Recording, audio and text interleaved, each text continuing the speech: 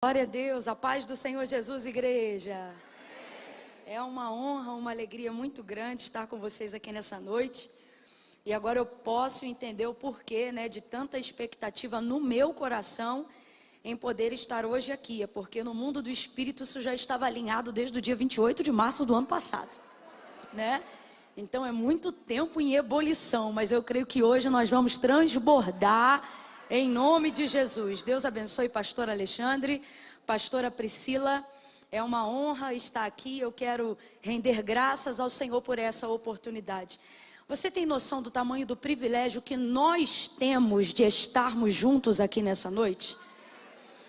Meu Deus, a gente nunca, aprendeu a dar tanto valor para momentos que outrora as pessoas achavam comuns, Hoje a gente entende o tamanho do privilégio e da oportunidade que nós estamos tendo de livremente podermos adorar o Senhor e bendizê-lo nessa noite. Deus abençoe a vida de cada um dos irmãos. Eu vou pedir, se for possível, para a gente manter as luzes exatamente como estavam antes da gente começar a ministrar e durante a ministração, se for possível, para poder favorecer também a galera que está aí atrás. Abra comigo a sua Bíblia no segundo livro dos Reis. Deixa ela aberta aí para a gente fazer essa leitura logo. Mas ainda antes da leitura da palavra de Deus, eu gostaria de anunciar para vocês aqui alguns materiais que eu julgo ser importantes por dois motivos. Primeiro, porque no caso do livro, nós estamos falando de conhecimento, E conhecimento, ele não pode ser roubado, mas pode ser compartilhado. É um tesouro ter conhecimento, E acerca dos materiais do vestuário que a gente investe no ministério, em razão de serem do reino de Deus, Todas as vezes que você adquire qualquer um dos nossos produtos, você está entrando com a gente dentro do campo missionário e fazendo a diferença em algumas regiões, tá bom? Hoje eu trago aqui para vocês os segredos das mulheres de influência. É uma idealização da pastora Thalita Pereira. Quem já ouviu falar da pastora Thalita aí, diga, oxi! Maravilha, a pastora Thalita. Ela teve essa ideia e reuniu 20 mulheres nessa primeira edição para que cada uma pudesse compartilhar uma experiência pessoal de vida ou algo que se tornou indispensável na vocação de uma das mulheres que ela julgou serem aquelas que mais tinham perfil de influência. E o que é bacana é que não foi só no trânsito cristão apenas, mas analisando também a área da saúde, da psicanálise, e aí ela foi pensando algumas mulheres de acordo com a vontade de Deus. Então você vai ter aqui um capítulo para você poder degustar em áreas específicas para produzir transformação na sua vida. Eu fiquei com um versículo, com o capítulo 20, que é o capítulo que eu abordei sobre o meu encontro com a graça de Deus. Eu demorei muito, apesar de já servir a Deus há muito tempo, a ter uma experiência de entendimento real com a graça de Deus. Eu conheci a graça de Deus no campo da teoria, da prática. Eu ainda não havia tido uma experiência real, Eu era muito religiosa e eu acreditava que só o método da santificação, ele me dava condições de exercer a minha vocação. Eu tinha isso comigo, eu achava que eu tinha que me santificar. E na verdade eu demorei a descobrir que na verdade eu não fazia isso por gratidão, mas eu fazia isso na tentativa de justificar o injustificável. O que é, Camila? A graça. Era uma forma de tentar compensar aquilo que eu recebia. Uma vez que o que eu recebia estava tão além da minha capacidade de ser, que eu achava que a única forma era me santificar ao extremo. E eu acabei vivendo um tipo de vida que começou a me roubar até a minha saúde. Eu tinha que me santificar o tempo todo, e era jejum o tempo todo, e era leitura o tempo todo. E eu comecei a distinguir o nível das pessoas que eu poderia me assentar. E aí eu já entrava e saía rapidamente, porque eu não podia saber o que as pessoas estavam inseridas, de que forma aquilo ia poder me contaminar. E foi virando uma neurose espiritual que eu demorei a identificar. Porém, o Espírito Santo de Deus não deixa a nossa mente ficar cauterizada, E aí eu tive um encontro com a graça. Quando? Quando eu comecei a perder um pouco da minha saúde, por viver um ritmo frenético na condição de ser humano, querendo me tornar totalmente espiritual, 24 horas por dia, o tempo todo. E aí a saúde foi esvaindo, porque o seu corpo não suporta. Deus não te fez para ser sobrenatural, Deus te fez para ser humano. E a gente tem muita dificuldade, porque a nossa humanidade salta aos nossos olhos só para falar das nossas fraquezas, para falar das nossas vulnerabilidades. Mas na verdade é esse tipo de coisa que nos aproxima do altar de Deus. E até que eu encontrasse, eu sofri um pouco. E aí eu abordo isso de maneira um tanto quanto biográfica, mas principalmente instrutiva, para que você também possa identificar esse caminho. Hoje, por exemplo, eu digo para as pessoas, o método de santificação não mudou. O que mudou foi a motivação. Nela hoje é a saúde. Por quê? Porque hoje eu não me santifico para justificar a graça, porque isso é impossível. A graça não se justifica com atitude nenhuma, ela é favor imerecível. Então você não compensa a graça, mas hoje eu continuo me santificando, porém com a motivação correta, não para justificá-la, mas para agradecê-la, e aí a motivação é muito mais saudável. Eu trouxe esses dois aqui só para dar um exemplo para vocês, que é uma coisa que eu faço. O pessoal lá em casa às vezes briga comigo, o pessoal me instrui às vezes no caminho e diz: ai Camila, assim não dá, você demora muito. Mas é porque eu não sei só autografar, eu acabo fazendo uma dedicatória profética especial e aleatória. E aí eu acabo pegando 1, 2 caixas do livro, tiro aí umas 2 horas por dia, e ali eu debruço a próprio punho a fim de dedicar algumas palavras que na minha fé eu acredito que a pessoa vai pegar, e na hora que eu estou escrevendo eu não sei para quem é, mas Deus sabe e Ele faz a pessoa pegar. Isso é a minha fé, tá bom? Então eu sempre separo uma quantidade específica, e hoje a gente separou o equivalente aí a 2 caixas quase, aonde eu faço uma dedicação aleatória, porém altamente profética. Hoje, por exemplo, eu trouxe aqui uma na minha mão. Por que, Camila, você não só assina? Porque eu acho que a minha assinatura, meu irmão, e R$15 no McLanche Feliz dá no mesmo. Agora a dedicatória não, pode te acertar igual uma flecha acerta um alvo, né? E aí eu faço aqui, mas com o coração sincero. Hoje, por exemplo, eu fiz uma aqui escrita assim: seja forte e corajosa. Essa é a sua essência em Deus. Se você não está se sentindo assim agora, chegue mais perto dele, você se sentirá cada vez mais forte, pois essa é quem você é realmente. É como Deus te fez para si. Um beijo, corajosa, te amo em Cristo. Sua amiga pastora Camila. Influencie positivamente. Agora tem socão também. De vez em quando eu dou na boca do estômago. Ó, se você tem Deus, é sério, você já tem tudo. Você só precisa de um tempo de oração e uma boa xícara de café. E se não gosta de café, bebe de novo porque você tomou errado. Vai dar tudo certo, esperança sempre. Sua fé em Deus é a vitória que vence o mundo. Um beijo, pastora Camila. E assim vai indo, assim vai indo. Tem uma que eu escrevo assim: olha, quando Deus te fizer uma promessa, acredita. E aí eu rasgo no ar e boto assim: sim, eu estou gritando na sua cabeça. Então eu procuro ser espontânea, tá bom? Isso aqui é para a gente contribuir com a causa missionária, especificamente nos últimos 2 anos e 3 meses dentro do Brasil, tá bom? Quando você adquire qualquer uma dessas peças, você entra com a gente na obra missionária, tá? Tem hoje aqui o queridinho delas, o vestido do leão. Vocês já sabem qual é a temática dele, né, gente? Botou um tênisinho, derruba 10 anos em qualquer idade, tá bom? Coloca aí o do leão para mim, obrigada. E tem a bata, que ela é toda trabalhada no strass, na viscolaicra. Ela é muito boa, pensa num material bacana. Inclusive o fornecedor tá aí, se tiver algum defeito, fala comigo ainda hoje. Tô brincando, Fábio, te amo. Tá aqui, ó, num estilo de cores que todo mundo ama, preto e cinza. Por quê, Camila? Porque eu descobri que no mundo da moda isso chama block color, que é o quê? A capacidade de harmonizar com qualquer cor. Então é pra quem? Não sabe combinar roupa, dá de presente, não precisa nem falar por quê. Você já sabe que vai dar certo, ajuda a amiga. E pra macharada, tem macho alfa aí? Diga eu! Ajuda os teus servos, Senhor. Tem macho alfa aí? Diga eu aqui! Agora senti firmeza. Tá aqui a camiseta do leão, a long, mas ela é tão bacana que a mulherada também, quando coloca leg, coloca ela, porque ela deixa confortável, comprida, decente, mas foi feita pensando nos homens. Camila, meu leão não tá aqui, leva pra ele. Camila, meu leão tá tão devagar, joga em cima dele ainda hoje que ele vai rugir essa noite, né? E o boné, tá aí o boné, cabeça pra cima, material top do meu esposo. As pessoas não sabem porque a maioria delas só me vê no púlpito, mas boné é uma coisa que eu carrego para a vida, porque eu particularmente gosto muito de boné. E aí a gente idealizou essa marca, vocês desejando adquirir, vai estar tudo lá no hall de saída. Você sabe onde é o hall de saída? O mesmo de entrada, só que no final do culto muda. Se torna de saída, tá bom?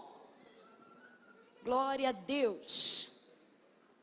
Segundo livro dos Reis de Israel, capítulo de número 4.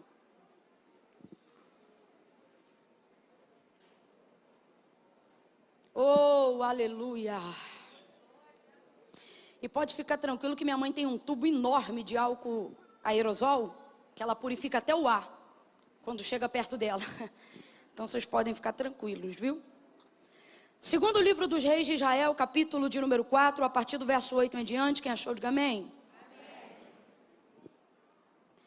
Diz assim o texto sagrado: certo dia Eliseu foi a Sunem, onde havia uma mulher rica que o reteve para comer. Daí todas as vezes que passava por lá, entrava para comer.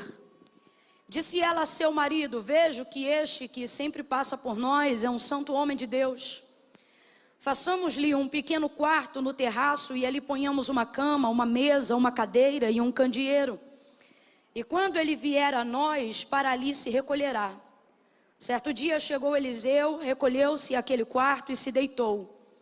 E disse ele a seu moço Geazi: chama a sunamita. E chamando a ele, ela se apresentou perante o profeta. E disse Eliseu a Geazi: diga-lhe assim: tu tens nos tratado com todo zelo, diga agora o que se há de fazer por ti.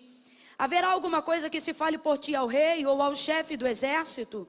E ela respondeu: eu habito no meio do meu povo. Então disse o profeta: o que se há de fazer por ela? E Geazi disse: ora, ela não tem filho e o seu marido já é avançado em idade. Então Eliseu disse: chama aqui. E chamando a ele, ela se pôs à porta. E disse Eliseu: por este tempo, daqui a 1 ano, tu abraçarás a um filho. E respondeu ela: não, meu senhor, homem de Deus, não mintas a tua serva. Mas a mulher concebeu e deu à luz a um filho no tempo determinado no ano seguinte, como Eliseu lhe dissera. Porém, tendo crescido o menino, certo dia saiu a ter com seu pai, que estava com os segadores no campo. E disse a seu pai: ai, a minha cabeça, ai, a minha cabeça.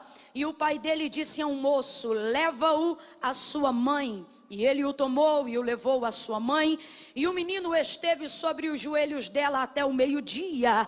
E então o menino morreu. Subiu ela e deitou-o sobre a cama do homem de Deus. E fechou a porta e saiu. Chamou a seu marido e disse: manda-me um dos moços e uma das jumentas, para que eu corra ao homem de Deus e volte.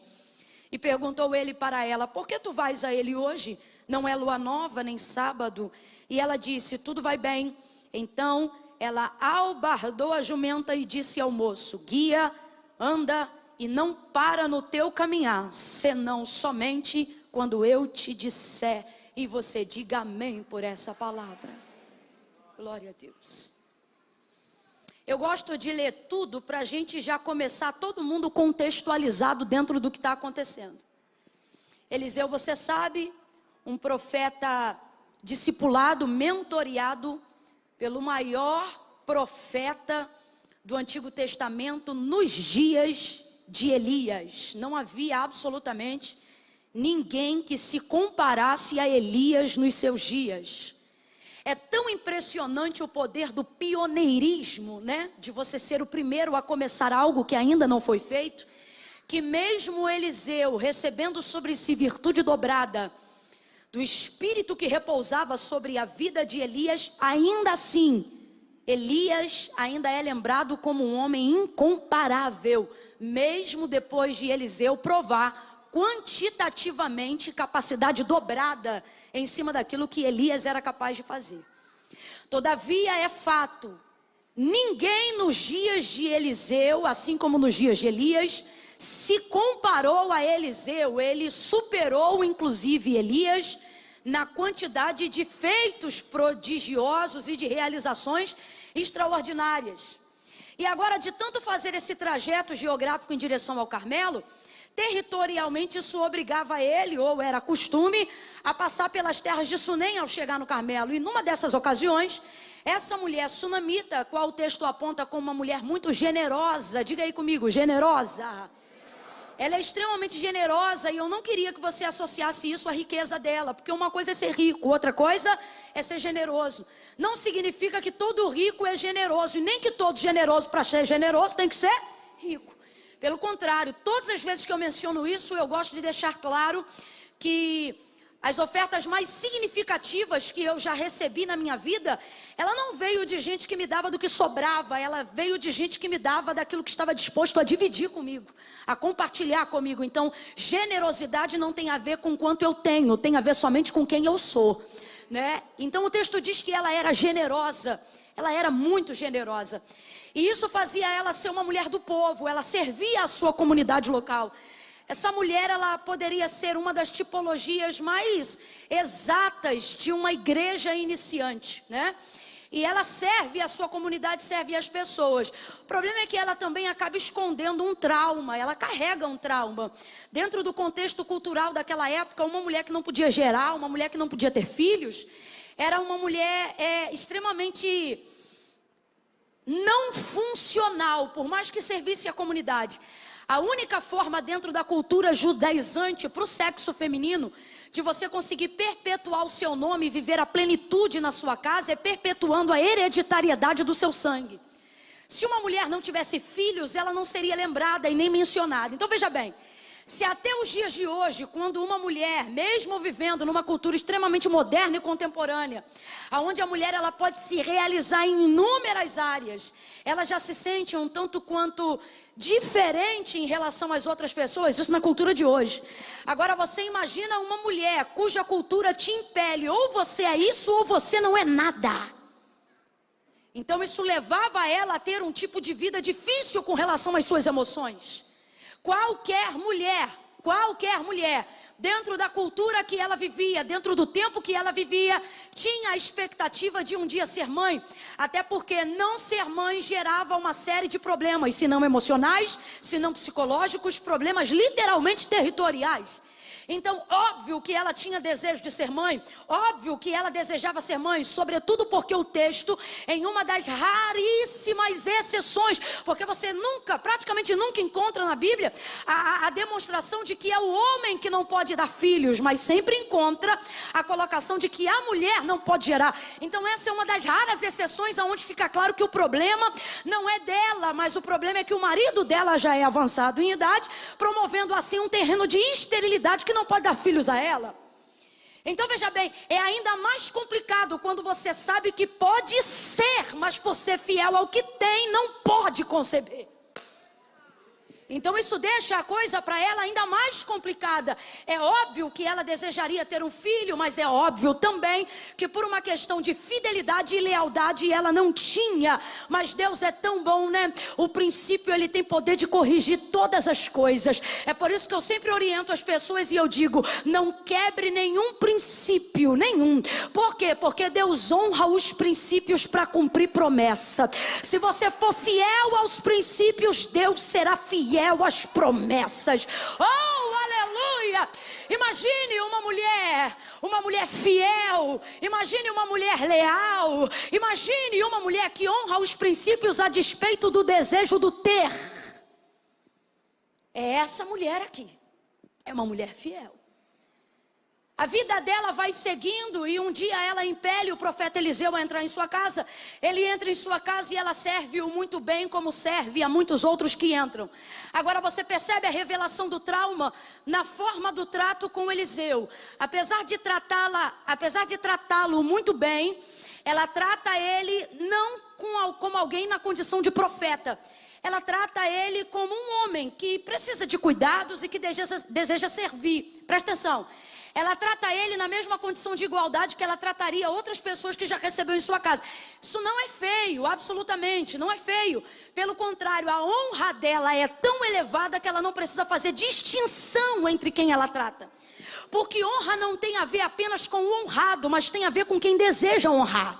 Quando você é alguém honrado, você não distingue tão separadamente a honra. É tipo assim, olha, eu particularmente gosto de tratar todo mundo muito bem, porque eu não sei com quem eu estou tratando. E isso é muito bom porque disciplina o teu comportamento com as pessoas. Então se a pessoa é grande ou se é pequena, isso não vai caber nem a mim nem a você, porque o seu tratamento de honra é a todos.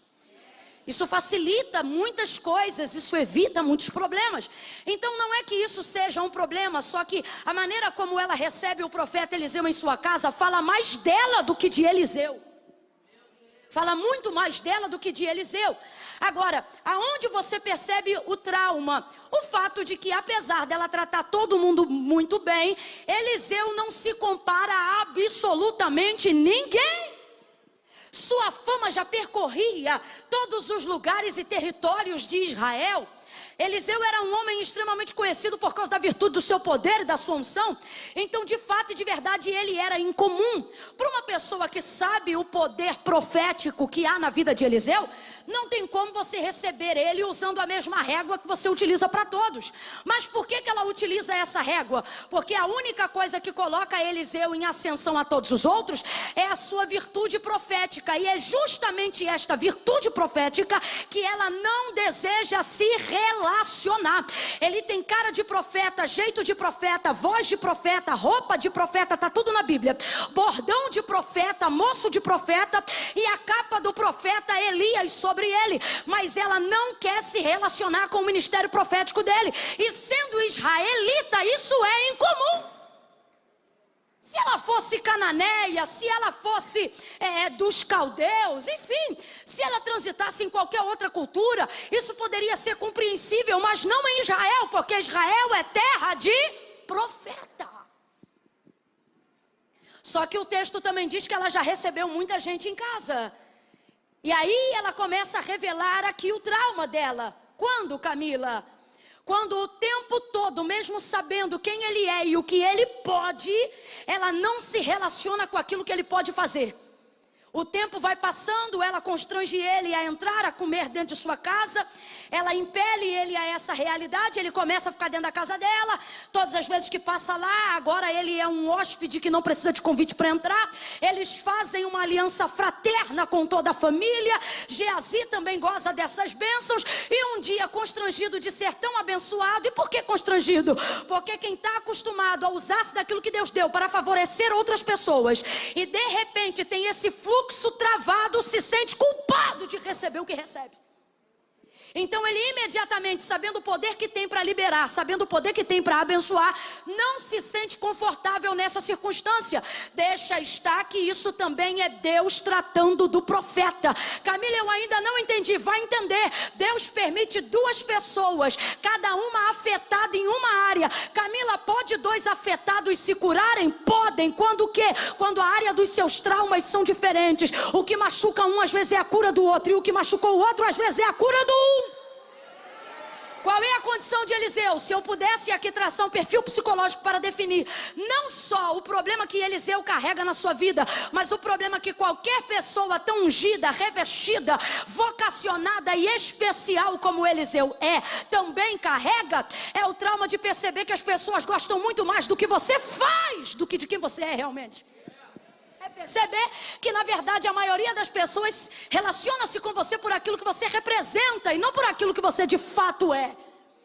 Então Eliseu também tem uma certa dificuldade de relacionamento. Apesar de ter sido o profeta que mais se relacionou politicamente e economicamente, nas suas inter-relações pessoais, você não vê absolutamente mais ninguém, a não ser Geazi, que, desculpa a expressão, mas também não prestou para nada. Então, olha a situação, aonde se revela o trauma dela. Primeiro, ela serve toda a comunidade dela e ela serve muito bem. Mas na verdade, por que ela faz isso? É a vontade de saciar aquilo que eu posso compensar nas pessoas, uma vez que eu não posso fazer para mim aquilo que eu desejo. É complicado quando você é solução para a vida de muita gente, mas não consegue resolver a própria. É basicamente esse o caso da Sunamita, e é por isso que ela serve muito bem a comunidade dela. Olha para cá. Por quê? Porque aquilo que as pessoas não têm, ela tem de sobra. Porém, aquilo que ela precisa e deseja, ela não pode fazer por si mesma. Quando você vive o tipo de vida assim, você começa a compensar a sua realização naquilo que você pode fazer pelas pessoas. Camille, isso é bom? É bom, mas não é definitivo e você precisa aprender a separar. Por quê? Porque você pode realizar quantas pessoas forem possíveis. Você só não pode esquecer que nenhuma delas é você. E agora a gente vai parar de espiritualizar por alguns instantes. Me ajuda aqui que colou, hein? Foi. O que houve? Já pensou, tu cai? Ia ser fortão, hein? Ela começa a entrar nesse quesito sistemático, sabe? Aquilo que eu não posso ter, aquilo que eu não posso fazer, traz-me saciedade quando eu posso realizar alguém. Sim ou não, gente? Sim ou não, gente? Os pais que não estudaram, quando os filhos seguram o canudo do nível superior na mão, é como se eles mesmos estivessem segurando o canudo. As mães que não casaram, que foram solteiras, quando conseguem tirar a filha de dentro de casa casando, não que ela tenha inveja nem nada, mas ela se realiza em perceber que restituiu através da filha. Sim ou não, gente? Sim ou não?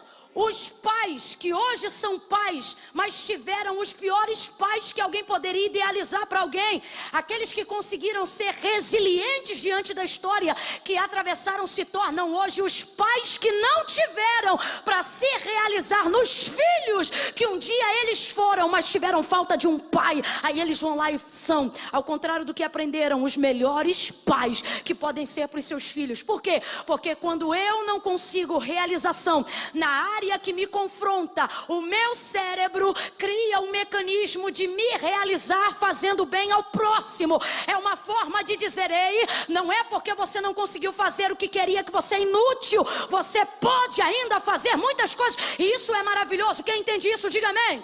Mas Deus me trouxe hoje aqui para tratar de uma área muito específica, e Ele está dizendo: só não se iluda. Por quê? Porque a realização das pessoas é das pessoas.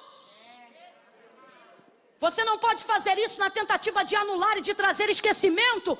Aquilo que você não pode fazer por si mesmo, você uma hora vai ter que encarar aquilo que você não tem, aquilo que você não é. Por quê? Porque o que eu faço pelos outros traz em mim compensação paliativa. Resolver meus sentimentos traz para mim solução definitiva. E Deus está dizendo: eu não quero que a sua vida oscile igual um eletrocardiograma. Um dia você está bem, outro dia você está mal. Um dia você está satisfeito, outro dia está descontente. Um dia você é a pessoa mais grata do mundo, outro dia você acredita que não tem nem motivo de por que continuar vivo. E sabe por quê? Porque o alvo da sua compensação só se realiza na vida das pessoas. Agora entra um homem chamado Eliseu na casa dele, e ele percebe, Geazi percebe, tem falta de algo. Porque eu posso encher meus amigos de bens, eu posso encher o ciclo da roda da minha família de risos. Ninguém tem um poder que só cabe a mim. Qual? Ser eu. E ser satisfeita como eu sou, tendo falhas, defeitos ou virtudes. Só eu posso ser eu. Está na hora de você dizer isso. Diga: sou eu. Diga, sou eu. Posso ser eu. Diga: e sou eu. Posso. Abre a boca, crente, diga: posso me fazer e ser feliz como eu sou. Só você. Só você pode fazer isso nesse nível por você. Salomão, ele definiu o que a gente a grosso modo acabou de dizer aqui, quando ele disse assim: a tristeza do próprio coração o estranho não conhece, mas também na sua alegria o de fora não participará. Sabe o que ele está dizendo? Quando o coração de alguém está triste por algo, ninguém compreende essa tristeza como aquele que sente a tristeza. O que ele está dizendo é: quando você está triste, só você sabe o quão triste você está. E por mais que você diga para as pessoas o motivo da sua tristeza, ninguém vai sentir-se tão triste quanto você se sente naquela hora. Agora olha o que ele diz: a alegria no íntimo o estranho também não visita.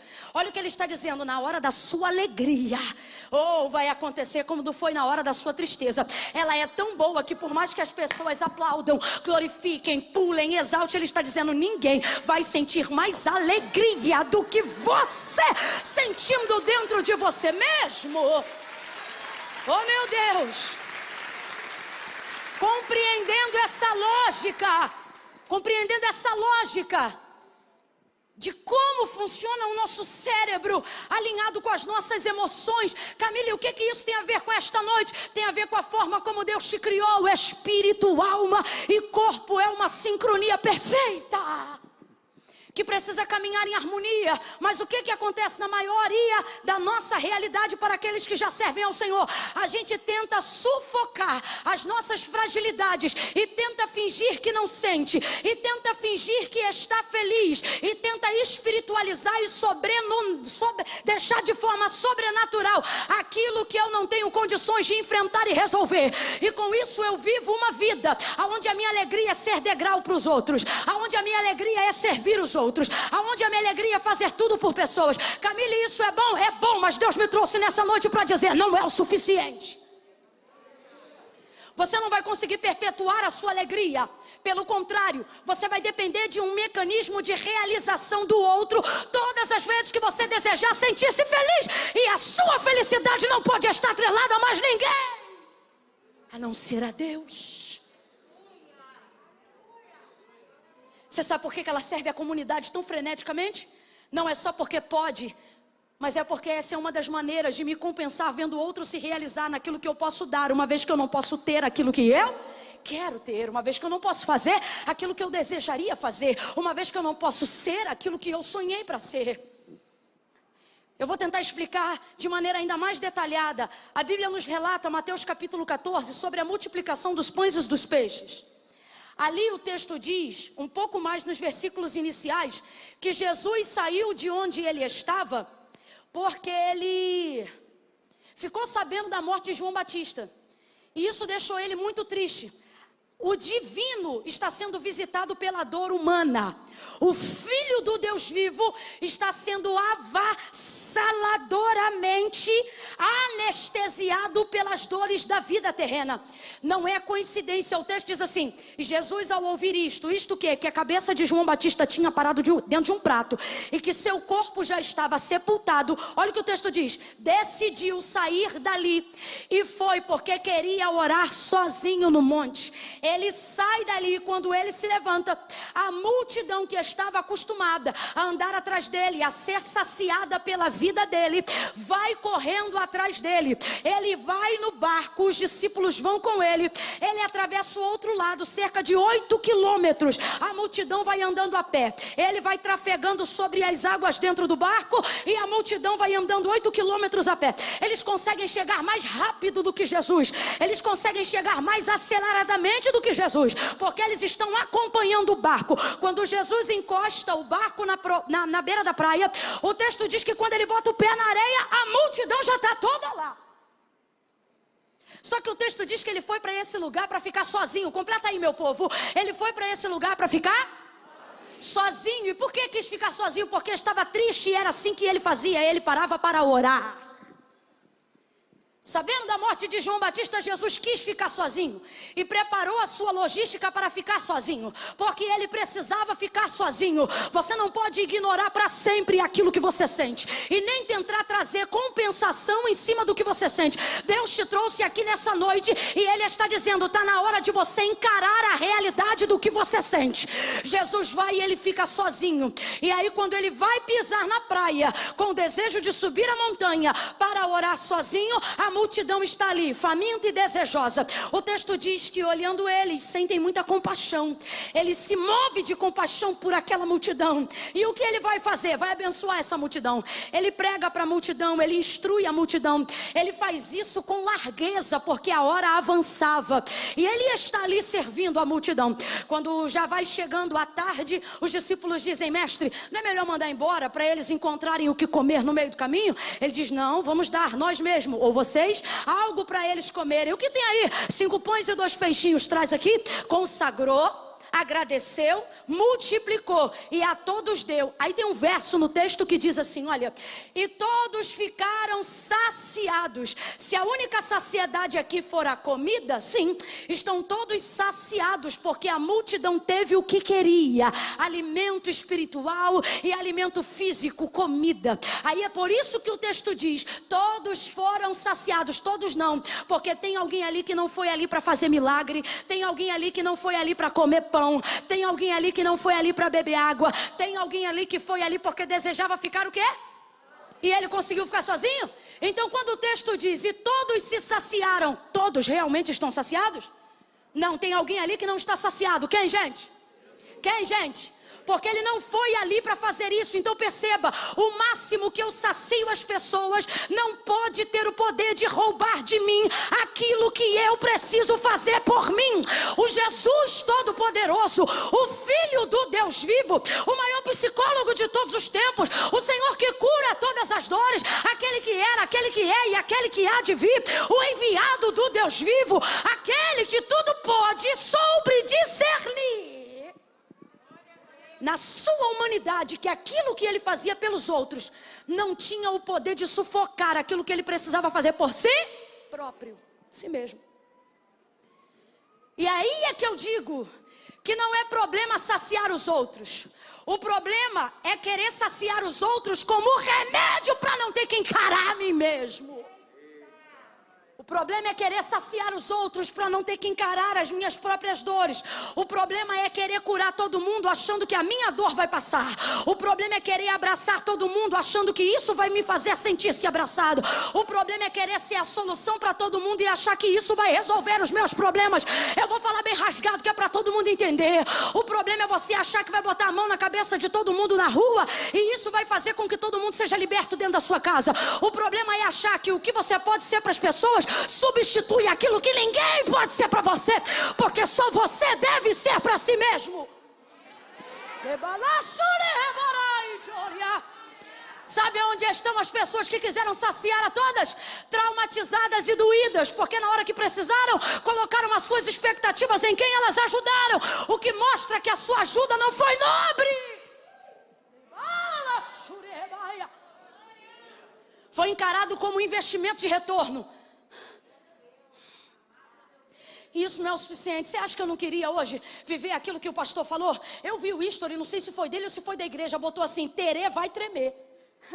E vai tremer mesmo, vai tremer de dentro para fora. Vai tremer com você querendo sair daqui hoje e encarar a si mesmo. Vai tremer com você entrando no quarto onde você ora e ao invés de tomar o seu tempo só dizendo abençoa fulano, ciclano e beltrano, está na hora de você também dobrar o joelho e dizer: Deus, eu sinto raiva, Deus, eu sinto problemas, Deus, eu estou com uma dificuldade porque eu não tenho conseguido confiar em Ti em determinadas áreas. Deus, eu tenho percebido um problema no meu ministério. Para você que é vocacionado, eu tenho percebido que eu tenho fé para curar os outros, mas não tenho fé para investir em mim mesmo.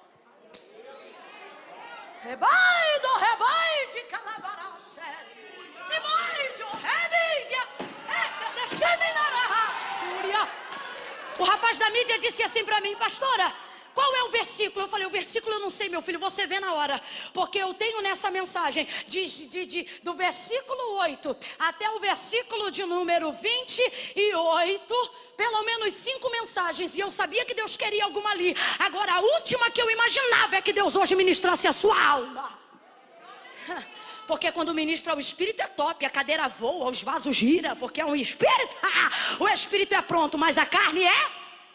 A carne não gosta de tratar dela mesma. Vamos falar dos outros. Vamos falar do que Deus vai fazer na vida dos outros. Vamos falar do que vai acontecer no futuro. Agora, quando o profeta chega na casa para falar sobre a minha dor, eu não quero. Eu não quero. Fala aí, Camila, daquilo que eu posso fazer para as pessoas. Fala aí, Camila, como eu posso servir as pessoas. Fala aí, Camila, como eu posso ocupar o meu tempo para esquecer-se daquilo que no tempo que eu tenho eu não posso resolver. Dá uma olhada para quem está do teu lado e diga: isso não vamos falar hoje. Diga para quem está do seu lado: hoje não vamos falar do que você pode fazer pelos outros. Diga: hoje vamos falar do que você deve fazer por si mesmo.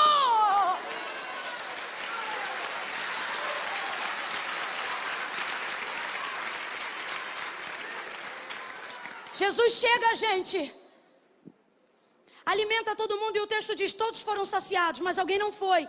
E esse alguém obviamente é Jesus. Então é exemplo do que eu estou, com a ajuda de Deus, tentando fazer algumas mentes e corações aqui se alinharem e entenderem. É que mesmo saciando a todos, Ele mostra pra gente algumas verdades. Primeiro, é que aquilo que eu faço pelos outros não tem o poder de substituir aquilo que só eu posso fazer por... Você tem que entender isso. Você não pode esperar que os outros façam por você aquilo que só você deve fazer por si mesmo. Jesus tinha essa consciência humana, mesmo sendo filho do Deus vivo. Aí sabe o que ele fez? O texto diz que ele manda a multidão ir embora. Ele mesmo vai lá e manda embora. Porque aprende uma coisa hoje, de uma vez por todas, caso você ainda não saiba. De acordo com as suas necessidades, ninguém vai conhecê-las tão profundamente quanto você. Então você não pode esperar que os outros tomem simancol por você. Tipo assim, eu vou falar bem rasgadão, que é para todo mundo entender, até aqueles que têm 12 anos. Quando você é uma bênção igual Jesus, se você não mandar embora, as pessoas não vão. Você não é fofoqueiro, você não é caluniador. Você não perturba ninguém. Quando vai na tua casa, você recebe todo mundo. Se precisar de uma oração, você faz na hora. Se precisar de dar dinheiro emprestado, você primeiro consulta para saber se pode dizer sim ou não. Você é amável, você é gentil, você é exemplo de serviço, de ajuda.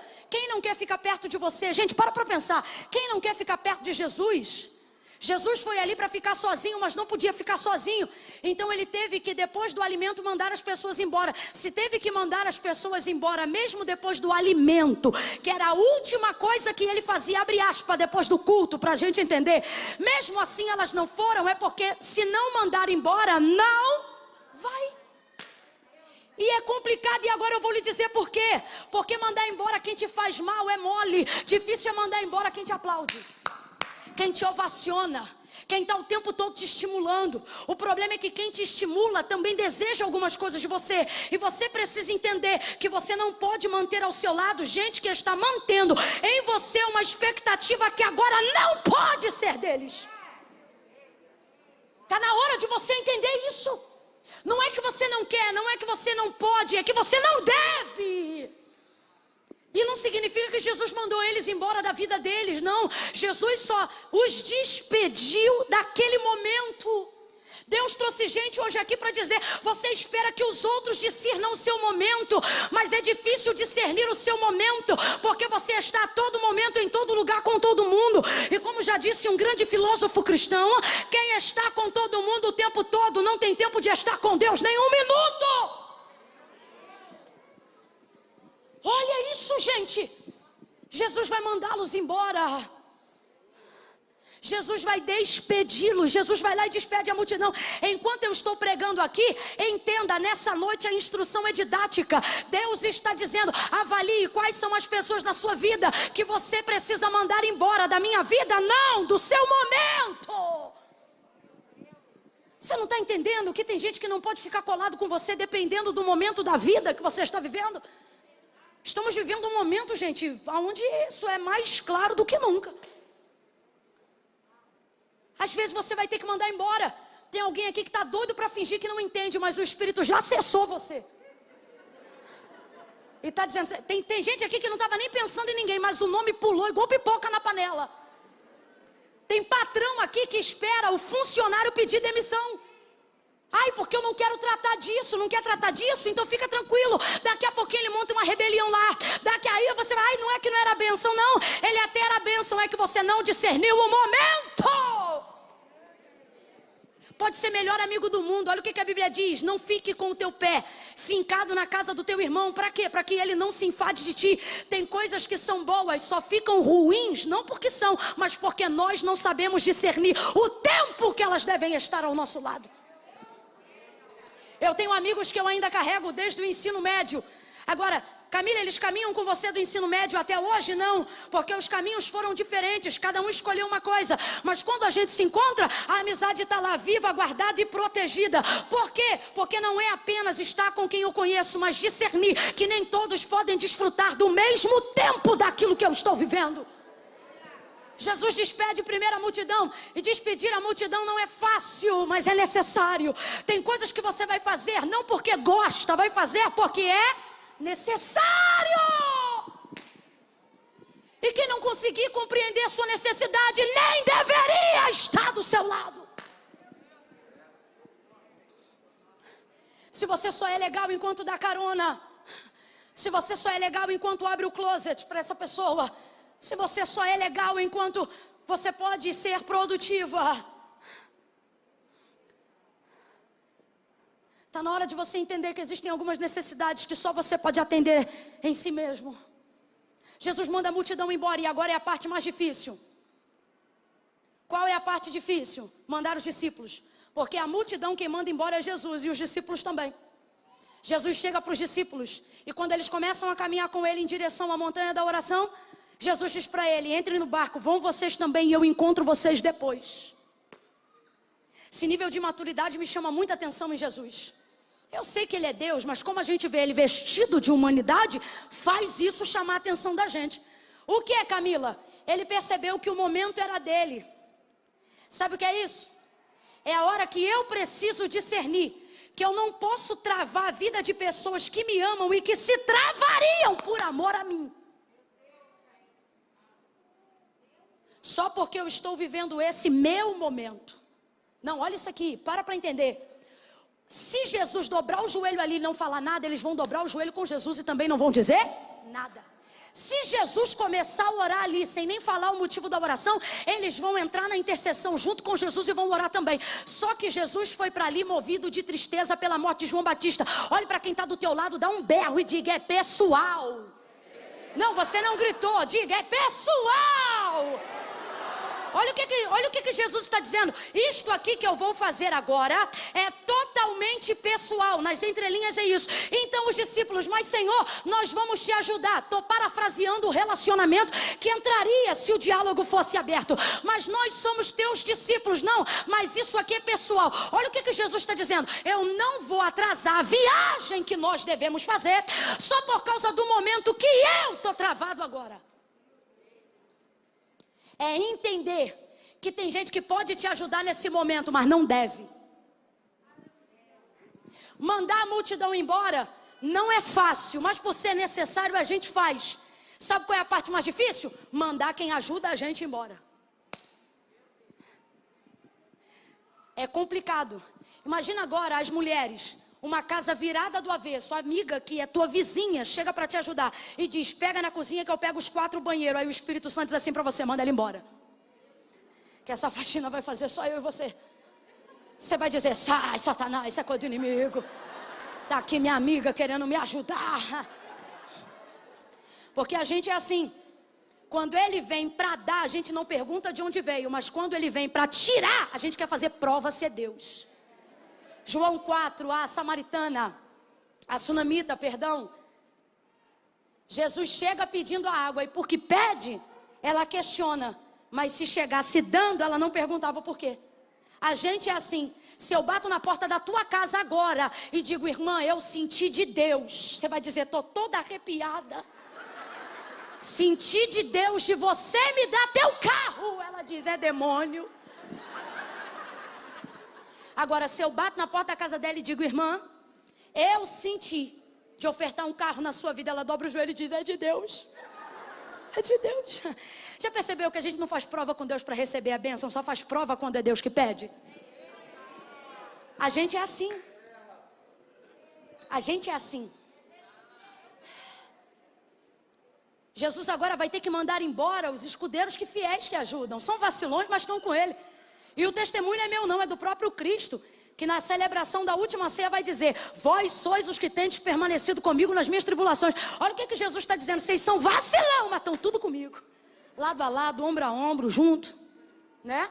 É difícil mandar embora quem Deus colocou do teu lado para andar junto. Só que Deus está dizendo pela terceira vez nesta noite: não é para tirar da tua vida, é só para você discernir o seu momento. Seu momento. Jesus manda eles embora e agora sim vai orar, vai chorar, vai falar com Deus e agora vai voltar andando sobre as águas. Por quê? Porque respeitou o seu momento. Por que vai voltar andando sobre as águas? Porque resolveu e diluiu o sentimento em oração. Parou para pensar que esse episódio que Jesus anda sobre as águas é o episódio que a tempestade não para depois que ele fala ou depois que ele chega? Porque depois que você resolve aquilo que te atormenta, você não precisa mais que o que esteja à sua volta melhore.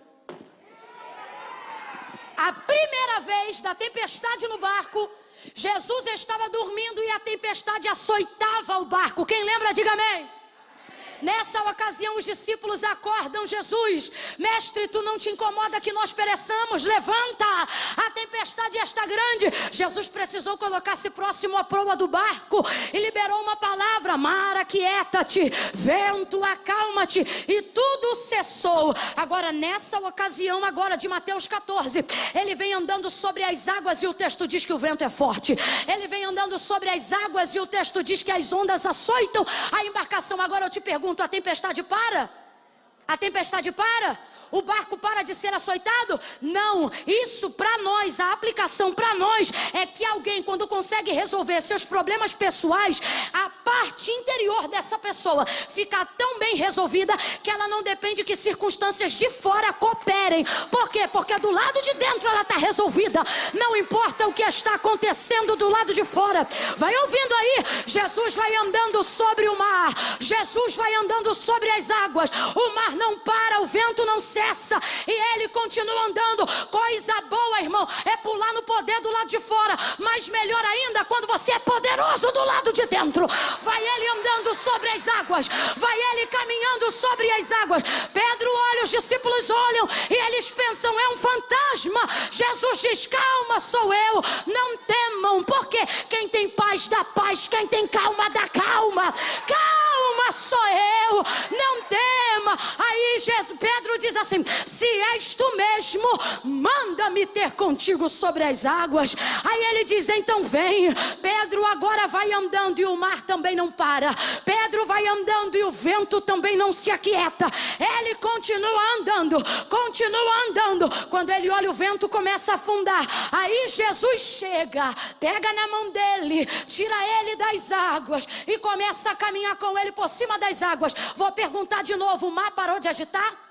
A água parou de sacudir? O vento parou de sacudir? É por isso que tem gente que não pode atravessar o momento que você está atravessando. Por quê? Porque você tem que estar preparado para na volta ajudar essas pessoas. Jesus pega na mão de Pedro e vai andando com ele. Camila, tem amigo que vai ficar chateado comigo, vai ficar chateado na ida, mas na volta vai entender porque você tinha que estar onde estava. Pegou ele pela mão e foi andando com ele sobre as águas. Agora olha que coisa linda. Esse texto de Mateus 14, calma aí que eu já volto para a 2 Reis. É o texto onde Jesus não precisou dizer: mar, aquieta-te, nem vento, acalma-te. É o texto em que ele vai andando com Pedro sobre as águas. E quando chega na embarcação, aonde estão os demais discípulos, o texto diz: e colocando ele o pé dentro do barco, o mar aquietou. Falou alguma coisa? Ele falou alguma coisa? Deu alguma ordem? Quando você aprender a respeitar o teu momento.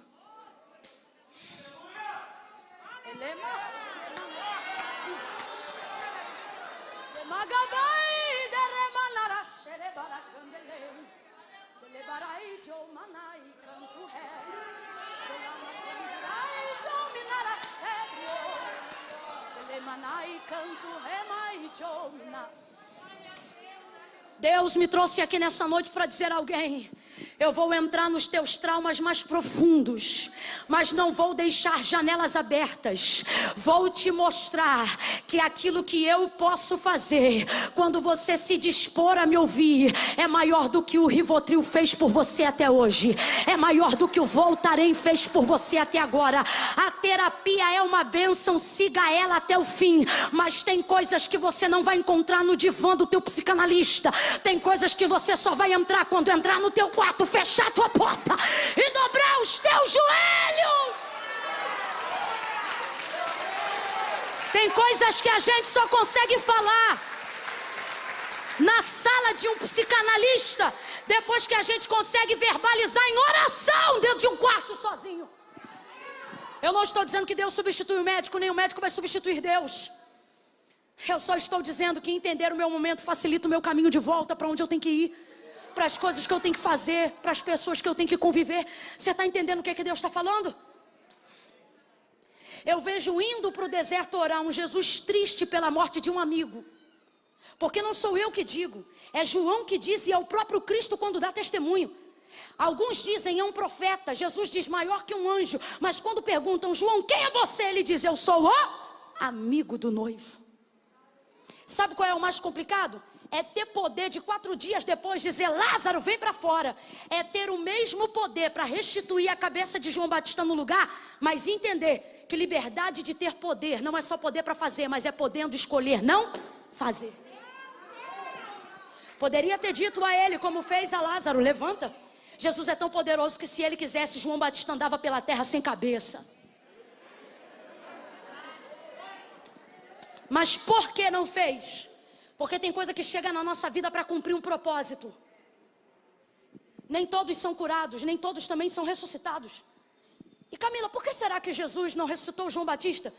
A eternidade vai revelar, mas um motivo aqui que vale a pena pensar é o fato de entender que João Batista cumpriu todo o seu papel. Depois que você faz tudo que você tem para fazer, o que resta a Jesus é dar testemunho de você. É por isso que tem gente que ele não ressuscita. Porque para você pode ter faltado ainda alguma coisa, mas para Jesus a pessoa fez tudo. Tudo que tinha para fazer foi tudo que tinha que ser. Volta para 2 Reis. Essa mulher é uma mulher que sacia a comunidade local, ajuda todas as pessoas. E isso é maravilhoso. O problema é que na hora que ela tem a oportunidade de viver aquilo que ela queria e que só ela pode viver, ela prefere dizer que não quer viver. Porque quando chega a hora dela ser abençoada e Eliseu diz: como é que eu vou fazer? E Geazi diz: ó, não tem filho. Ah é? Traz aqui ela. Ele traz, quando ela para na porta do quarto do homem de Deus, ele não pergunta se ela quer. Eu acho isso lindo. Sabe por que isso é lindo? Porque Deus sabe trabalhar com os nossos traumas. Eu vou te explicar por que é trauma. É uma coisa que a gente quer. Mas quando a gente vê que não pode ter o que a gente quer, a gente não deixa de querer só porque chega à conclusão de que não pode. Quem aqui sem ter R$1 no bolso já ficou na rede social vendo aquelas casas bonitas, luxuosas? Quem segue os perfis de arquitetura moderna? Aqueles armários que abre você passando a mão assim. Você olha para o teu, tem um tijolo amparando a lateral. Mas o Instagram dela é todo clean. Quem aqui está usando o mesmo carro há 3 anos, 4, mas curte as fotos das Ferraris? Porque preste atenção, saber que eu não posso ter o que eu quero não me faz deixar de querer só porque eu chego à conclusão. É por isso que para Deus a conceição do pecado não é quando você comete, é quando você pensa.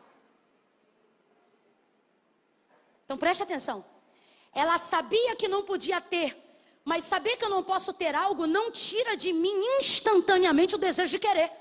Então o que eu faço com aquilo que eu quero, mas não posso ter? Eu vou colocando tudo o que eu posso em cima daquilo que eu não posso, para tentar esquecer daquilo que eu quero. Humanamente falando é isso que a gente faz. Fisicamente falando é isso que a gente tenta fazer. Quem aqui já ficou estressada, pegou o cartão de crédito e torrou? E quando voltou o problema não saiu, continuou lá acrescido de uma fatura. A gente tenta colocar entretenimento, a gente tenta colocar coisas em cima daquilo que não pode ser substituída, mas é a nossa vontade de tentar sufocar aquilo que eu quero uma vez que eu não posso. Quem está acompanhando, diga amém. Claro que tá, Deus está rasgando a tua vida. Não força. Vai botando aqui, ó, uma em cima da outra, e no final a gente percebe que aquele querer continua lá. Isso é muito ruim. Então, ao invés de dizer para as pessoas que eu não quero mais aquilo, ou melhor, para não expor para as pessoas que eu ainda quero aquilo, se eu for perguntada se eu ainda quero aquilo, mesmo querendo, eu digo que eu não quero, porque eu não quero conversar sobre isso. Porque eu não quero ter que expor isso, porque eu não quero ter que lembrar das coisas que eu já tentei fazer e não deram certo para eu ter isso. Então deixa isso quieto. O problema é que fica lá, sufocado, mas fica lá, esmagado, mas fica lá, pressionado, mas fica lá. E é complicado quando você para diante de alguém que não pergunta sobre o que você quer, porque já sabe o que você vai dizer. E ao invés de tratar do que você sente, cura o que você sente. Vou falar desse jeito. Ele não perguntou o que era para tratar, ele deu a cura antes dela apresentar o sintoma. Por quê? Porque essa é a colheita da vida de alguém que, como ela, serve às pessoas sem esperar necessariamente delas algo em troca. Olha isso. Eu era criança na época do cruzeiro. A vida era muito apertada. Faz as contas não.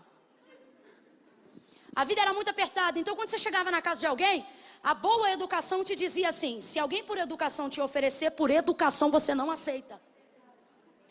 E a gente ia para a casa dos outros e tudo que a gente queria quando era criança era comer. O biscoito recheado que não tinha em casa, o requeijão que não podia passar no nosso pão.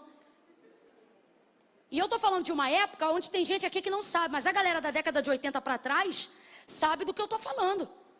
Não tinha facilidade de coisas que é hoje não. As coisas eram muito difíceis. Armário em casa era coisa séria. Filho não abria armário e pegava: mãe, posso?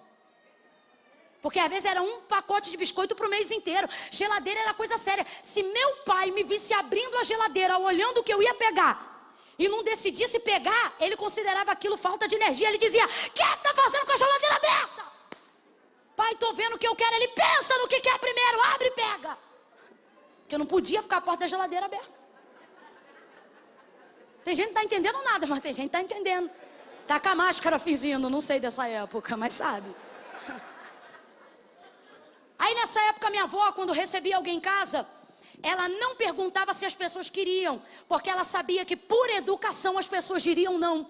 Então ela criou um jargão que eu levo para a minha vida até hoje. Ela dizia assim: quem quer dar não oferece, entrega. E eu cresci ouvindo isso: quem quer dar não oferece, entrega. Quem quer dar não oferece, entrega. Então eu aprendi assim, que quando uma pessoa está muito disposta a te dar, isso não tem a ver com o quanto você quer receber, tem a ver com o quanto ela deseja entregar. Essa sunamita serve às pessoas assim.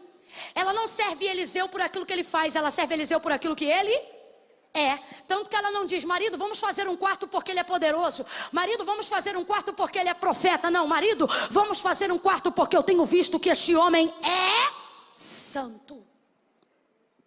Ela não serve a ele por aquilo que ele pode fazer, ela serve ele por aquilo que ele... Até porque ela não quer se relacionar com o ministério profético. Vou revelar o trauma já, está chegando. Então ele vai dar a ela o resultado da sua colheita. Gente que faz o que precisa fazer, sem esperar receber do outro, também receberá de Deus a bênção, mesmo que não esteja pedindo para ela. Por quê? Porque Deus é assim. Quando Ele quer te entregar, Ele não pergunta se você quer, Ele dá. Meu Deus, gente! Ele cria o mundo, cria todas as coisas. Depois que Adão, criatura feita por Deus também, é nascido e criado, Deus diz para ele: todos os animais do campo e toda a terra está debaixo dos teus pés. Governa e sujeita a terra sobre ti. Agora veja, Deus é dono de tudo, mas Ele pega tudo e dá ao homem. Perguntou se ele queria? Perguntou se ele estava pronto? Não, Deus pegou e... Porque o homem cobra, mas Deus... Agora ouça, existem áreas da nossa vida e Deus começa a visitar agora. Guarde, porque não falo mais como pregadora, porque como pregadora eu não ia pregar nada do que preguei do verso 8 ao 16, eu ia pregar do 23 ao 28. Mas o Senhor me trouxe hoje aqui, Ele está dizendo: diga agora para ele e para ela, diga ao meu povo que neste ano eu vou tocar em áreas que você dava por esquecida. E quando você disser: meu Deus, mas eu nem me lembro de ter feito o suficiente para receber isso, e Ele está dizendo: é por isso que chegou a hora da minha graça se manifestar. Porque se você faz com as tuas mãos, você acha que é a tua capacidade, mas se eu te dou quando você menos merece, você se lembra da minha misericórdia. Deus vai dar, Deus vai dar. Ou eu acho que você não me ouviu. Deus vai dar, Deus vai dar, Deus vai dar, Deus vai entregar coisas que você parou de pedir. Mas Ele me trouxe hoje aqui para te dizer: no céu não tem lixão de oração. Eu me lembro das tuas orações, me lembro das tuas lágrimas, eu estou visitando os teus traumas, eu sei as coisas que você ainda deseja, mas não tem mais coragem de pedir.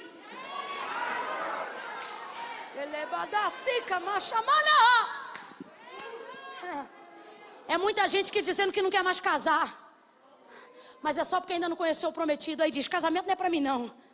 Mas depois que o cheiroso chegar, em 3 meses tu vai ficar noivo e vai casar. Aí quem não entende nada vai dizer, foi rápido demais. Rápido demais não. Você não sabe a quantidade de tempo que isso já fica na minha mente, no meu coração. A gente prefere dizer que não quer coisas que a gente ainda quer, mas é mais fácil dizer que não quer, só para a gente não ter que falar sobre aquilo que a gente ainda deseja. Então quando alguém pergunta, e aí a faculdade, trancou a matrícula? Ah, tranquei, fazer faculdade para quê com essa idade? Deixa para lá. Mas quando você dorme, você se vê com a toga, com canudo.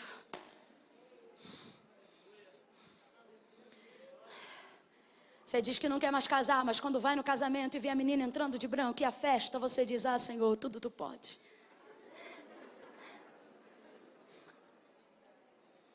Você diz que não quer mais pregar, que vai ver isso não é para você. Afinal, os contatos não vieram, você não tem nenhuma agenda, porque você acha que ser pregador é ter agenda. Você não é pregador quando tem um contato, você é pregador quando Deus te entrega uma mensagem. E você pensa, eu acho que isso não é para mim não. Só que Deus me trouxe hoje aqui para falar rasgado e para dizer, estou visitando as áreas que você queria esquecer por não ter poder de resolver. Estou visitando, vou entrar nelas. E antes de te perguntar se você quer, você verá diante de você o que tua alma desejou.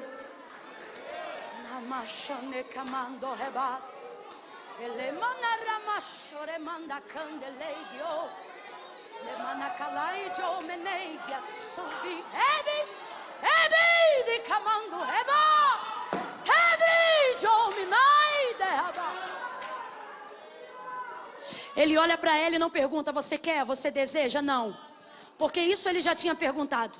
A pergunta dele não é do que você precisa, a pergunta dele é o que você deseja. Por quê? Você não pergunta para um rico para o que ele precisa. O que você deseja? Nada, estou bem. Agora eu te pergunto, estava bem de verdade? Estava bem de verdade, gente? Não estava. Não estava bem de verdade, não. Então ele manda chamar ela. Quando chama e ela para na porta, ele não pergunta mais se ela quer, ele entrega. Vou falar bem sério.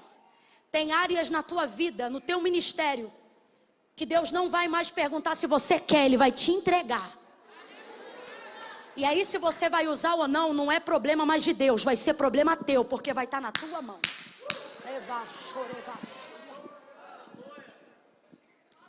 Neste tempo, diz ele para ela, tu conceberás e darás à luz a um filho.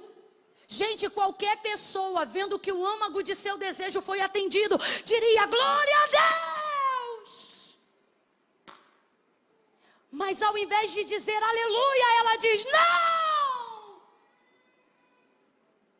Parece até que já tem 18 filhos, mas não tem nenhum. E deseja ter sim ou não? Deseja ter sim ou não? E por que então está dizendo não? Aqui está o trauma. Ela recebia muita gente em casa, quem lembra disso? Quem lembra disso, gente? Ela diz, eu habito no meio do meu povo. A cultura de Israel impõe a hospitalidade como caráter cultural. É tão forte isso que a gente está aplicando aqui, que o autor da carta aos Hebreus, ele vai dizer que naqueles dias, Israel recebia dentro da sua casa anjos. Mas os anjos não precisavam dizer que eram anjos. Eles passeavam e eram hospedados por homens e mulheres de Deus. Porque havia na cultura de Israel a hospitalidade. Então entenda o que eu estou afirmando. Essa mulher, ela recebia muitas pessoas em casa. Quer ver uma outra coisa esquisita? Ela sabe que Eliseu é profeta. O rei sabe que Eliseu é profeta, mas ela não recebe ele na qualidade de profeta, porque tem trauma de profecia. Vou falar rasgado, você vai entender. Para pensar e começa a analisar. O texto diz que ela é rica, completa aí, já estou terminando. O texto diz que ela é? Vem, meu povo, o texto diz que ela é? Aonde você já viu rico não ter quarto de hóspede em casa?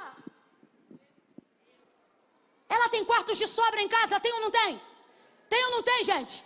A gente melhora um pouquinho, a primeira coisa que a gente faz é um quarto de hóspede. Fulano dorme lá em casa, tem quarto de hóspede. Quarto de hóspede, sem ter muito a gente já faz. Rica, ela tem quarto de hóspede. Tem um só? Tem um só, gente?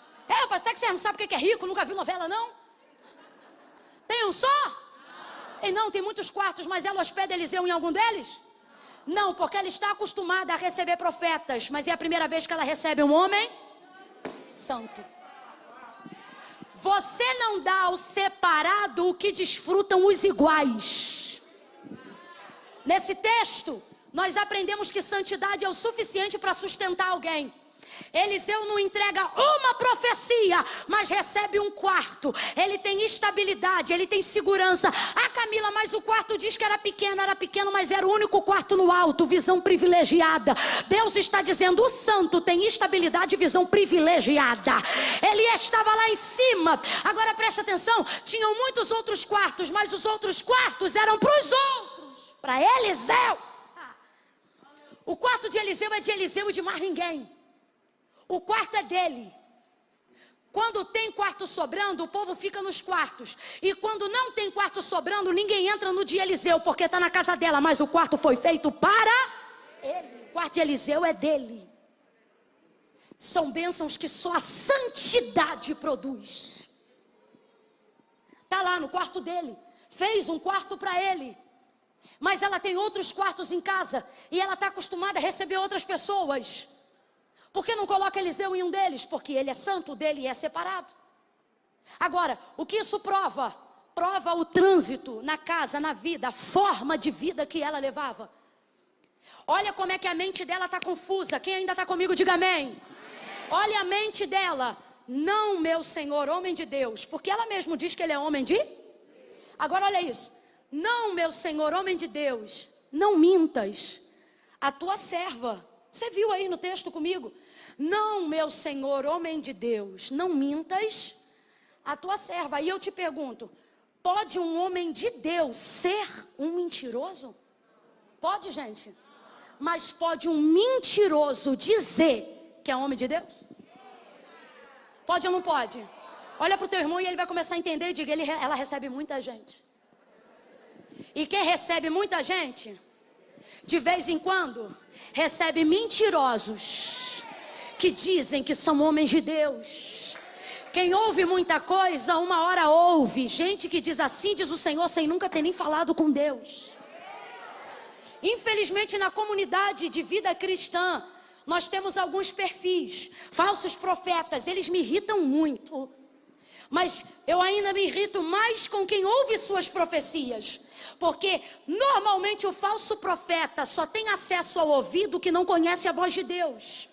E aí por que tem gente que guia a vida por profecias falsas, pela boca de falsos profetas? Porque ele vem ao culto tão ansioso em ouvir Deus falar na rua e na boca de alguém, que qualquer coisa que esse alguém fala, ele acredita que é Deus. Aí você diz, Camila, culpa de quem? E eu lhe respondo, do falso profeta, cretino, covarde, mentiroso, filho do cão. Mas me irrita também quem recebe. Porque se ouvisse a voz de Deus em casa, não se confundia ouvindo a voz de Deus na rua.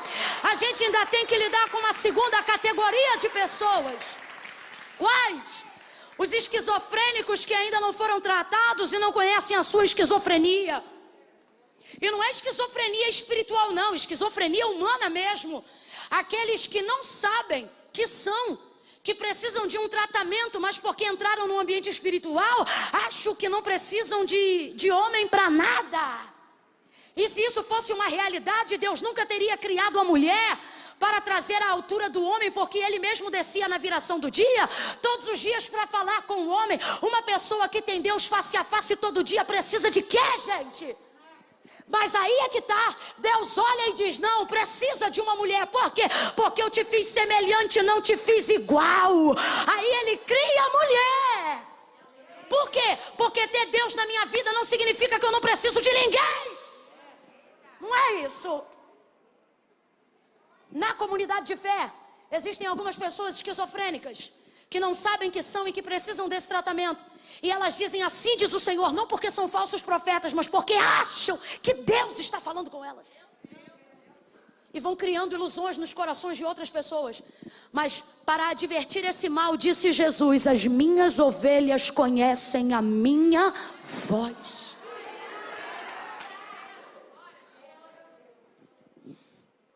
Tudo que você ouve na rua deve ser confirmação do que você ouve Deus falando a você. Tudo que você ouve na boca de alguém precisa passar pelo crivo e pelo filtro da palavra. Não tem crivo bíblico, balela, besteira, palhaçada.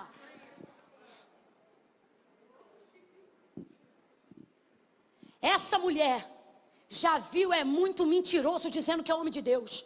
Porque como é que um homem de Deus de verdade como Eliseu, que tem chave do céu, rapaz, o homem chegou depois de 7 anos de céu lacrado pela vida de Elias, e ele disse: essa tarde ainda vai chover. E ele diz: vai ter porção depois de 7 anos de fome, aonde cada um aqui vai carregar uma efa de farinha e batata. Aconteceu. Por quê? Porque é Eliseu, não é Camila. Coisa séria. Ele já era. Eu estou tentando. Olha isso.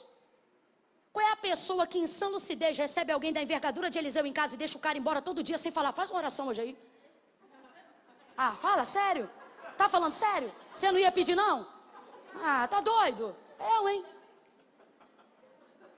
Nem que fosse no portão eu ia dizer: vai, libera uma palavra aí. Mas olha o trauma, ela não quer se relacionar com o profético, porque o profético traumatizou ela.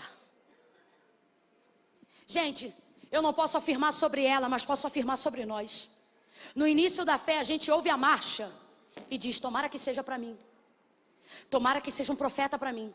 Só que dependendo da quantidade de esperança falsa que a gente vai alimentando, daqui a pouco a gente ouve a marcha e já diz: não vem não, porque a gente não aguenta mais palhaçada e meninice. Só que olha que coisa linda, Deus usou alguém que é de verdade para curar aquilo que foi falado de mentira.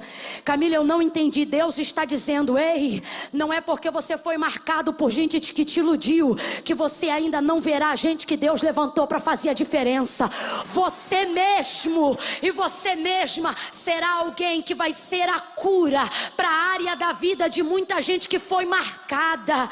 Enquanto ela diz: não, meu Senhor, homem de Deus, não mintas a tua serva, ele dá prazo e ele diz: daqui a um ano, assim como eu estou falando essa palavra, ele está dizendo: daqui a um ano, entre mim e você, haverá a distância de um filho. Olha o que ele está dizendo: daqui a um ano você vai estar grávida.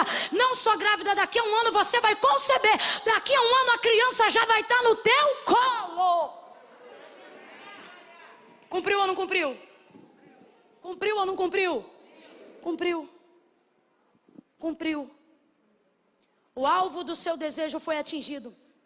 No meio do seu trauma, preste atenção, quando ela não via mais possibilidade nenhuma de acontecer aquilo que ela desejava que acontecesse, quando a palavra de Deus na boca dos homens começou a ser para ela como uma palavra de mentira, Deus não dependeu da fé dela para cumprir.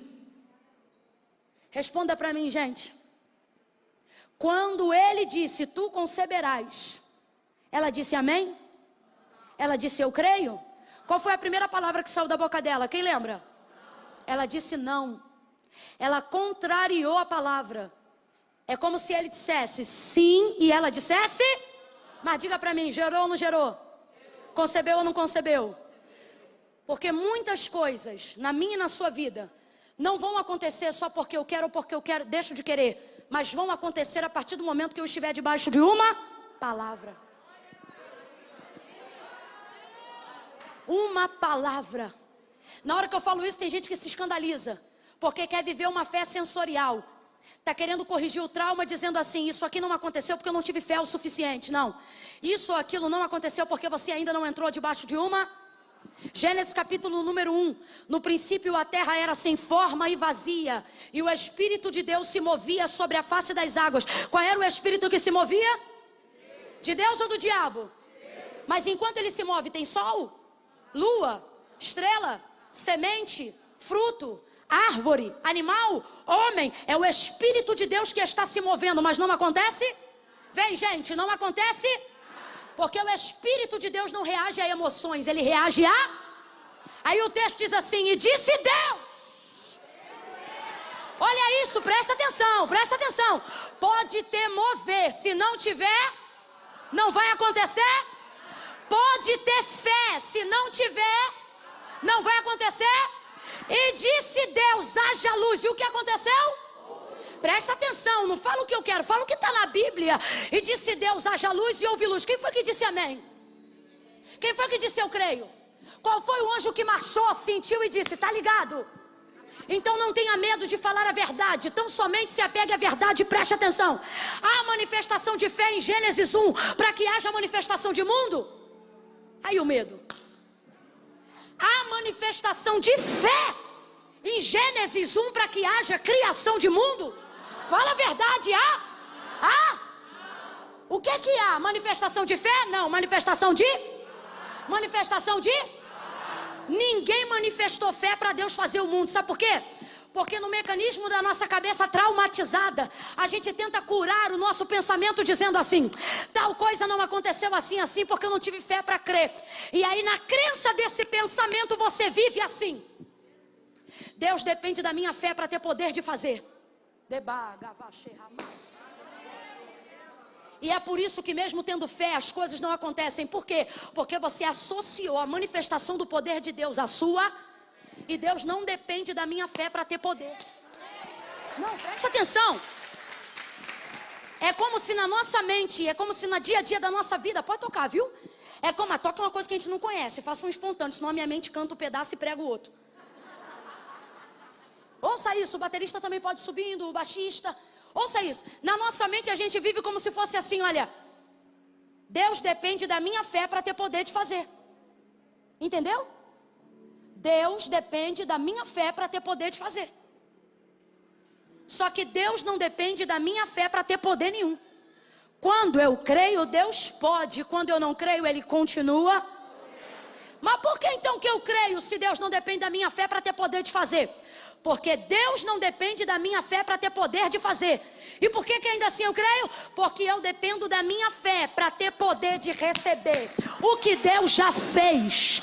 Verso 31 do capítulo 1 do livro do Gênesis. E disse Deus, tenho-vos dado tudo. Tenho feito e tenho-vos dado tudo. Completa aí, meu povo. Tenho feito e tenho-vos dado? Tenho feito e tenho-vos dado? De novo, tenho feito e tenho-vos dado? Então, na minha fé, eu não peço para Deus fazer coisas. Uma fé verdadeira é uma fé que manifesta o que eu sinto? Não, é uma fé que manifesta a palavra. Quando você manifesta a palavra não suscita o que vai ser, a palavra traz o que já é, o que já foi feito. Então veja, em Gênesis 1, Deus não depende da minha fé para ter poder de fazer, mas eu continuo crendo. Por quê? Porque Deus não depende da minha fé para fazer, eu dependo da minha fé para receber aquilo que Deus já fez. Camila, prove, eu não provo, mas a Bíblia prova. Depois de Gênesis, capítulo de número 1, toque alguma coisa mais forte. Ei, filhão, mais forte. Eu quero uma coisa forte. Tem um blues, um jazz, uma coisa com cara de americana, um negócio assim pesado. Eu quero um troço bem pesado. A bateria vai segurando. Se o baixo quiser entrar para ficar bem pesado, pode entrar. Faz um dum aí. Isso. Eu queria que você tocasse uma outra coisa harmônica. Tenta conciliar comigo uma outra harmonia. Talvez mudar o tom daí de cima. Eu não sei tocar. Eu sei que por isso que para mim é muito mais fácil falar. Mas eu queria uma outra coisa. Eu queria que o som do teclado fizesse um outro som. Tem aquela parte que muda, que ele faz um som diferente do que está fazendo agora. Não tem onde tem os modos para ele fazer um som diferente? Isso aí, como é que é o nome? Eu acho que é isso. Isso. Ai, garoto, isso aí.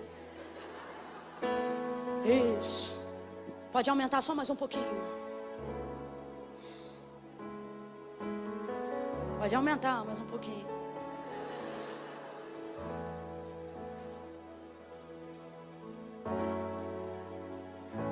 Depois de Gênesis capítulo de número 1,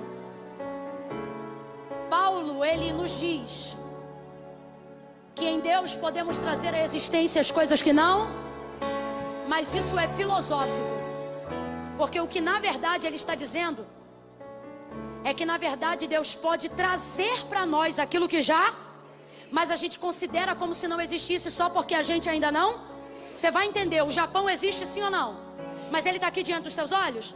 Você tem muito mais facilidade em crer naquilo que você vê do que crer naquilo que você não vê. Então tem coisas que você acha que não existe só porque ainda não estão diante dos seus. E Camila, quem traz a minha fé? Não, a palavra. Porque a palavra, ela atrai como um imã.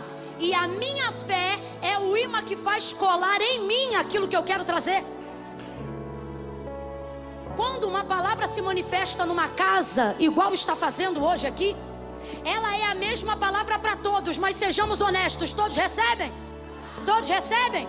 Mas todos têm fé. Camila, como é que você sabe? Porque estão aqui até agora. E algo te move e é maior do que eu. É Deus, é a fé. E por que mesmo tendo fé, às vezes não está sobre mim? Porque você tem fé para dizer que crê, mas não toma posse da palavra que já foi liberada. E o que manifesta o milagre não é apenas ter a consciência da fé, mas é ter a consciência da palavra. Camila, agora mesmo que eu não entendi nada, mas é agora que você vai entender. Fé não tem a ver com o que eu sinto, fé tem a ver com o que eu sei. Quando eu creio no que creio, profetizo o que profetizo, ministro o que ministro e falo o que falo, mediante o poder da palavra, a minha fé reage à palavra e a palavra reage à minha fé. Deus trouxe você hoje aqui para dizer: não importa como você está se sentindo, traga sobre a tua vida a palavra que está sendo liberada, e ela vai ser o suficiente. Olha para quem está ao seu lado e diga: você. Seja profeta, cure alguém agora e diga: você. Aponte o dedo de profeta, diga: você está debaixo de uma palavra, de uma palavra, de uma palavra, uma palavra. Aqui tem palavra, essa casa tem palavra, a palavra de Deus está sobre você.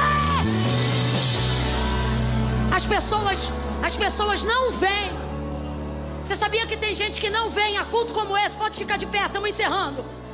Tem gente que não vem a culto como esses porque diz assim: eu não estava me sentindo bem. Elas pensam que elas precisam sentir para estar. Você sabia que tem gente às vezes em cultos como esse que analisa tudo o que está sendo falado e não consegue expressar uma gratidão e adoração a Deus? Não conseguem dizer aleluia, nem glória a Deus, porque eles dizem assim: se eu sentir, eu dou glória. Há outros que já saem carregados do poder de Deus. Sabe por quê? Porque enquanto tem gente que diz assim, ó, eu dou glória se eu sentir, há outros que dizem: eu dou glória até sentir. Porque eu não posso sair daqui sem sentir. E o que faz sentir? Parece redundante, mas é real. O que me faz sentir não é necessariamente o que eu sinto. O que me fará sentir é o hábito de conhecer o que eu sei. Quando eu sei, eu pego o que eu sei e sobreponho ao que eu... Crente só fica de pé, só tem uma fé genuína se ele conseguir pegar o que ele sabe e sobrepuser ao que ele sente. Ó, Jó faz aproximadamente 70 perguntas para Deus. Todas elas são baseadas no que ele sente. Ele se sente muito mal. O nível de depressão da vida de Jó, só um psicólogo clínico vai poder dar o perfil exato. Esse homem teve úlceras que, segundo o relato, lhe atravessavam a pele, tocando até os ossos. Olha a profundidade da epiderme, como foi atingida. Ele não perdeu a mãe hoje, o irmão hoje e o filho daqui. Não, ele perdeu todos os filhos no mesmo dia, de uma única vez. Perdeu também a estabilidade da sua casa, perdeu as suas finanças, o seu prestígio. Ele perdeu absolutamente tudo que alguém poderia perder. Tanto que prova igual a Jó ninguém nunca mais passou, porque ele foi príncipe de justiça e de obediência. Agora olha isso, ele vai tirar um tempo para falar do que sente, porque é importante colocar para fora o que sente. Ele começa a falar do que sente, mas quanto mais ele fala do que sente, por sentir-se mal, ele ficava pior. à medida que ele falava. E ele ia falando, e Deus não falava nada. Alguém diz assim: Jó não murmurou contra Deus, mas na própria vida ele falou coisas terríveis. Ele disse assim, por exemplo: quisera que eu fosse um aborto no ventre da minha mãe, quisera que eu nunca tivesse visto a luz do dia, seria mais feliz a terra se eu não tivesse nascido. Coisa de gente que fala no auge da dor. Enquanto ele fala o que sente, ele só sente dor. Enquanto ele fala o que sente, ele só sente depressão. Enquanto ele só fala o que sente, ele fica caído. Enquanto ele só fala o que sente, suas úlceras gritam. Enquanto ele fala o que sente, seu corpo reage à sua dor. Mas em dado momento, depois de se esvaziar daquilo que sente, ele começa a se lembrar daquilo que sabe. E agora Deus se prepara para responder ele. Presta atenção: Deus não falou com Jó enquanto ele disse o que sentia, mas verso 38, capítulo 38, Deus fala com Jó na hora que ele libera o que sabe. O que é que você sente, dó? Estou sentindo dor, estou sentindo tristeza, estou sentindo depressão, estou me sentindo injustiçado, estou me sentindo o pior de todos os homens. Silêncio no céu. Deus não fala nada, mas daqui a pouco ele levanta do joelho e ele diz: mas eu bem sei, eu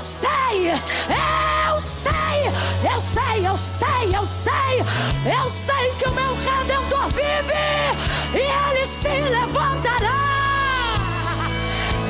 ele se levantará, ele se levantará.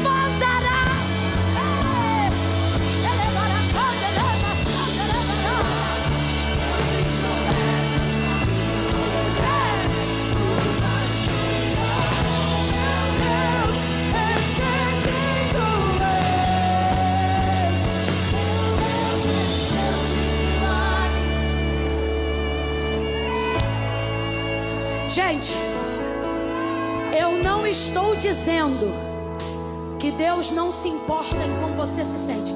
Deus, ele é tão cuidadoso com o que a gente sente, que João vai usar um vocábulo que, traduzido na nossa gramática, chama-se tal. Chama-se o quê? Palavra para aferir o que não pode ser medido. E Deus amou o mundo de... Então ele sente ou não sente? Se importa com o que a gente sente ou não se importa? Mas ele não reage ao que a gente sente imediatamente. O que ele reage imediatamente? Ele reage à sua palavra. Ei, eu não sei quanto tempo você está orando por uma resposta, mas quanto mais você orar o que sente, pode ser que a resposta protele. Mas tem uma coisa: se você orar de acordo com o que você sabe, o que é isso? Dá uma segurada no que você sente e começa a profetizar em oração o que você... Moisés conseguiu convencer. Vai tirando aqui enquanto eu falo. Moisés conseguiu convencer, entre aspas, Deus de destruir toda a geração. Um dia, de uma vez só no deserto. Não porque ele disse: Deus, eu sinto amor por esse povo. Ele sabia, ele sentia, mas ele não ganha assim. Deus, eu amo esse povo, não mata esse... Não. Olha como ele conversa com Deus em juízo. Deus diz: eu vou matar o teu povo. Aí ele diz: meu povo não, teu povo. Aí olha como ele responde: porque tu disseste.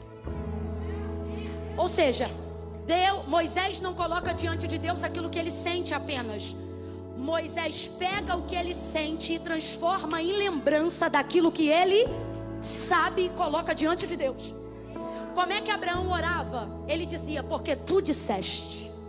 Como é que Moisés orava? Porque tu disseste. O problema é que a gente dobra o joelho e só quer falar do que sente. Deus está dizendo: isso que você sente dentro de você combina com o que na palavra? Combina com tal palavra. Então ore esta palavra de acordo com o que você sente, mas não dizendo o que você sente, dizendo o que a palavra diz sobre isso que você sente. Quem está entendendo, diga amém. Segura só um pouquinho, eu estou encerrando. Ezequiel capítulo 37. E levou-me em visão para o meio de um vale que estava cheio de ossos, e os ossos estavam sequíssimos. Como é que estavam os ossos, Lagoinha de Teresópolis? E me disse: filho do homem, poderão viver esses ossos? E Ezequiel respondeu na visão: Senhor Deus Jeová, tu sabes. Olha o que ele está dizendo: eu não vou falar do que eu não sei. Olha isso, Ezequiel, sabe se eles vão viver? Eu não sei sobre isso, mas sei sobre o Senhor. Tu sabes. Rapaz, quando ele ouve isso, Deus diz assim: então profetiza. Calma. Então profetiza. E Ezequiel começou a profetizar? Não. Ezequiel ficou esperando a palavra, porque ele não sabia o que dizer. Então ele esperou saber o que Deus queria falar para ele repetir. Você acha que profeta é quem traz grande revelação? Profeta de verdade é quem tem a capacidade de reproduzir com fidelidade aquilo que Deus já disse. Aí Ezequiel diz assim, Ezequiel fica esperando. Por quê? Porque ele não vai falar o que ele sente, porque ele não está sentindo nada. E ele não vai falar o que ele acha, porque ele não sabe se os ossos podem levantar. Mas ele conhece Deus e espera Deus. Aí Deus diz assim: filho do homem, profetiza assim e diga: assim diz o Senhor. Aí ele dizia: assim diz o Senhor. Aí Deus dizia: ossos secos. Aí ele dizia: ossos secos. E Deus dizia: ouvi a palavra do Senhor. E ele dizia: ouvi a palavra do Senhor. Aí Deus dizia: diga assim, Ezequiel: vento dos quatro cantos. Aí Ezequiel dizia: vento dos quatro cantos, diga-lhe ao Espírito: ossos secos, tenham vida, tenham vida. E Ezequiel repetia. Presta atenção para você entender. Eu não quero só que você sinta, porque se você só sentir, o culto acaba aqui, você vai para casa e não faz nada. Eu quero que você saiba. Ouça isso. Ezequiel está sentindo o que pelo vale? Nada. Filho do homem, poderão viver? Não sei, tu sabes. Qual é o sentimento de Ezequiel pelo vale antes de Deus profetizar? Nenhum. A mão do Senhor tomou, levou ele, deixou ele lá. Ele não sabe de nada. Só que ele diz: de ti eu sei. Então o que ele está dizendo? Se tu me falar, eu falo, porque para te obedecer eu não preciso sentir, eu só preciso. Aí Deus dizia: diga assim, ele dizia, diga assado, e ele dizia, diga desse jeito, e ele dizia. Ele só repetia. Aí você diz assim: se eu não sentir, eu não falo. Se você soubesse que isso aqui não é babalu, isso é palavra de Deus. Isso aqui não é telefone sem fio. Quando você reproduz o que está ali, acontece o que está ali. Bota a mão no coração comigo agora. Isso é profético. Bota a mão no coração. Quer saber? Bota a mão em cima da boca do estômago aqui, ó. Aqui é o âmago, é aqui que a gente sente. Aqui, ó. Em cima do diafragma. Quando você está apaixonado por alguém, é aqui que as borboletas voam. Quando você está nervoso, é aqui, ó, que dá o desarranjo. Porque o que você sente está aqui, ó. Diga assim, olhando para cá, e diga: fé, eu não preciso de você aqui. Vem aqui na minha mão, fé. Pega ela aí agora. Bota aqui na sua cabeça. Diga: fé, eu preciso de você aqui. Solta a mão, deixa ela aí. Volta para cá e diz: a minha fé. Diga: fé não é o que eu sinto. Diga: fé é o que eu sei. E o que você sabe é isso que vai te sustentar. Levante as duas mãos para os céus. Ah, Camila, mas todo mundo está morrendo. Mas a minha vida não funciona por comparação. Ela funciona debaixo da palavra. E o que a palavra de Deus diz sobre a sua fé, Camila? Ela me diz: 1000 cairão ao teu lado, 10.000 à tua direita, mas tu não serás atingido. Camila, mas está muito difícil, eu estou me sentindo inseguro, eu estou me sentindo insegura. Você está se sentindo inseguro porque você só anda de acordo com o que você sente. Mas hoje você vai sair daqui profetizando o que você sabe. O Senhor é meu pastor, nada me faltará. Deitar-me fez em verdes pastos, guia-me mansamente a águas tranquilas, refrigera minha alma. Guia-me pelas veredas da justiça, por amor do seu nome. Ainda que eu andasse pelo vale da sombra da morte, eu não temerei mal algum, porque tu estás comigo. A tua vara e o teu cajado me consolam. Preparas uma mesa perante mim na presença dos meus inimigos. Unge a minha cabeça, a minha cabeça, a minha cabeça com teu óleo, e o teu cálice faz transbordar. Certamente que bondade e misericórdia me seguirão todo dia. Diga comigo: todo dia, todo dia, todo dia, todo dia. Segunda, quarta, quinta, sexta, sábado, domingo, todo dia. 2019, 2020, 2021, 2022. Todo dia, todo dia, todo dia.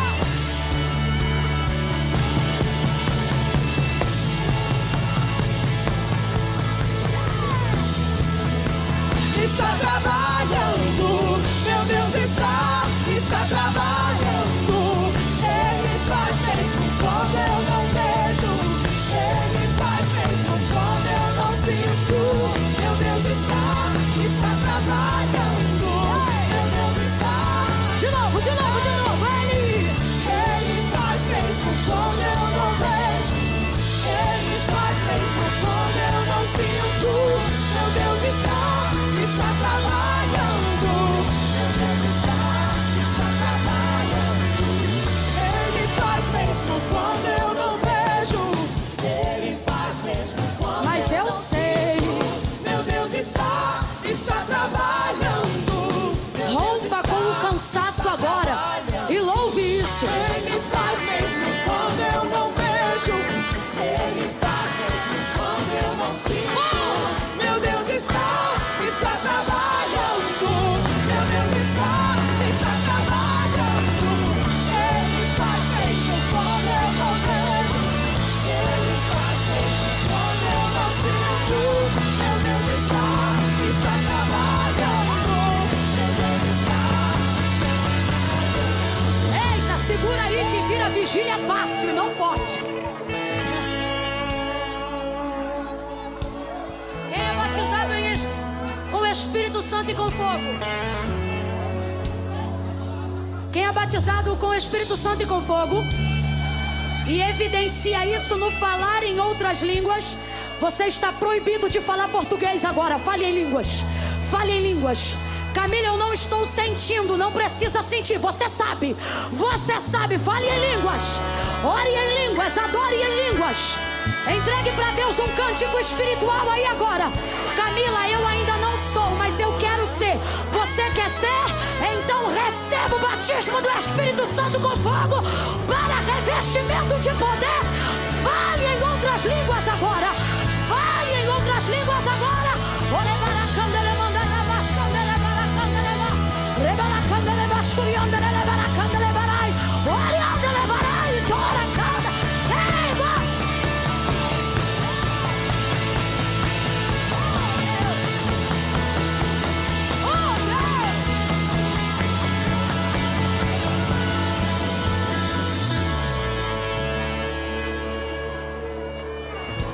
Escute isso.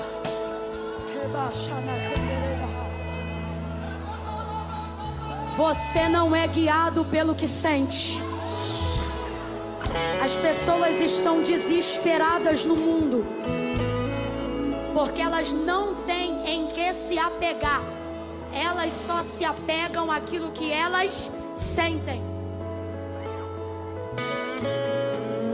Porque nós estamos de pé e precisamos colocar outras pessoas de pé através da eis que não tosquenejará. O Senhor é quem te guarda. O Senhor é a tua sombra, a tua direita. É Ele quem guarda a tua alma, Ele guarda a tua entrada e a tua saída. Ele te guarda de todo mal. O sol não te molestará de dia e nem a lua de noite. Camila, por que você está falando esses salmos? Porque você sabe. Você só precisa aprender a profetizar, a repetir, a declarar. Quando coisas difíceis começarem a acontecer, não deixe que a sua boca fale só do que você sente, mas deixe com que o seu cérebro manifeste o que você sabe. Você sabe o que Deus diz ao seu respeito. Quando chegarem para o seu filho que está afastado e disserem assim: vai morrer, está no tráfico, lembre-se de qual foi a promessa que Deus te deu como mãe e fale ela. Quando disserem: vai acabar a igreja não vai aguentar a pandemia há muito tempo, não, libere aquilo que você sabe. Quando passar de carro na porta da igreja, levante a sua mão e reproduza a palavra que Ele liberou para Filadélfia, a palavra que Ele liberou usando Pedro como exemplo. Tu és Pedro, e sobre esta rocha eu edificarei a minha igreja, e as portas do inferno não prevalecerão contra ela. Quando declararem palavras de desgraça sobre a sua família, faça como Josué. Vá para a porta da tua casa, mesmo que os teus não sejam crentes, e não pergunte se eles querem servir a Jesus. Isso não é sobre o que eles sentem, é sobre a palavra que está sobre a sua cabeça. Vá para o portão de casa e diga: se Baal é Deus, que vocês sigam ele, porém eu e a minha casa serviremos ao Senhor. Profetize o que você sabe. Você sabe. Eu vou contar de 1 a 3 agora. Preste muita atenção que isso é muito sério. Segura os instrumentos aí, prepara só o refrão de uma canção. Quando eu disser 3, a gente libera o refrão. Qual o refrão, Camila? Não sei, mas eu tenho certeza que vocês têm um aí. Quando eu disser 3, somente no 3, eles vão liberar um refrão. Eu não sei quando vocês vão se reunir de novo. Tudo pode mudar a qualquer momento. Então para com essa perturbação de querer ir para casa agora. Camila, a gente está debaixo de um decreto. Eu também estou. E nós vamos fazer de tudo e vamos obedecê-lo. Mas isso é com ordem e decência. 5 minutos lá fora não muda nada, mas aqui dentro podem mudar a história da sua vida hoje.